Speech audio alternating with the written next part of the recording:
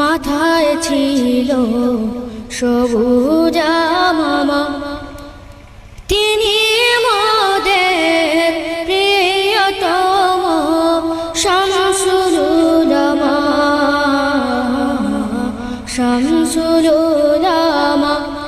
এমন পাগড়ি কারো মাথায় দেখিনি আমরা, দেখলে মনে স্মরণ হতো কুম্ভুদে খাদরা।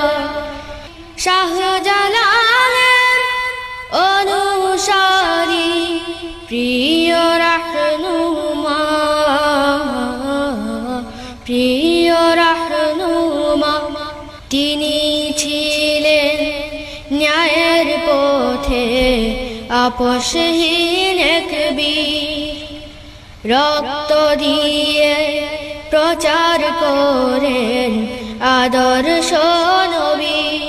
কণ্ঠে যার উঠত বেজে জিহাদের দামামা, কোন মনীষী মাথায় ছিল সবুজ